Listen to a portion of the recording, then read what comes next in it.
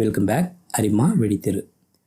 இப்போது Indian Overseas பேங்க்கில் account வச்சுருக்கிற ஒரு சில பேருக்கு இருக்கிற பிரச்சனை என்னென்னா, தன்னோட இன்டர்நெட் பேங்கிங்கை ஓப்பன் பண்ண ட்ரை பண்ணால் invalid login ID or password அப்படின்னு வருது. லாகின் ஐடியையும் பாஸ்வேர்டையும் கரெக்டாக தானே கொடுக்குறோம், ஏன் இப்படி வருது? சரியான ஐடி பாஸ்வேர்டு கொடுத்து எத்தனை வாட்டி ட்ரை பண்ணாலும் இதே போல் தான் வந்துட்டுருக்கு.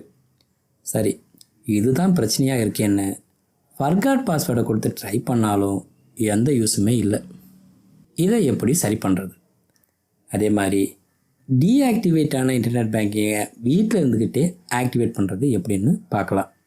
அதுக்கு முன்னாடி இந்த பதிவு உங்களுக்கு பிடிச்சிருந்தால் லைக் பண்ணுங்கள், சேனலில் சப்ஸ்கிரைப் பண்ணுங்கள். IOB.in வெப்சைட்டை ஓப்பன் பண்ணுறேன். லாங்குவேஜில் இங்கிலீஷை செலக்ட் பண்ணுறேன். பர்சனல் பேங்கிங் ஆப்ஷனில் அக்கௌண்ட்ஸில் இன்டர்நெட் பேங்கிங் ஆப்ஷனை கிளிக் பண்ணுறேன். Continue to internet banking home page ஆப்ஷனை கிளிக் பண்ணுறேன். Personal login or corporate login, என்னோடய அக்கௌண்ட்டு பர்சனல் அக்கௌண்ட்டு தான், அதனால் பர்சனல் லாகின் ஆப்ஷனை கிளிக் பண்ணுறேன். அடுத்து ஆக்டிவேட் லாகின் ஐடி ஆப்ஷனை கிளிக் பண்ணுறேன். இதில் என்னோடய IOB இன்டர்நெட் பேங்கிங்கோடைய லாகின் ஐடியை கொடுத்துட்டு என்னோடய 15 இலக்க அக்கௌண்ட் நம்பரை இங்கே டைப் பண்ணுறேன். இமெயில் ஐடியை கொடுக்குறேன். Select one of the authentication ஆப்ஷனில் இமேஜ் கேப்சாவை செலக்ட் பண்ணிவிட்டு இமேஜில் இருக்கிற இந்த டெக்ஸ்ட்டை இங்கே கொடுத்துட்டு கண்டினியூ ஆப்ஷனை கிளிக் பண்ணுறேன்.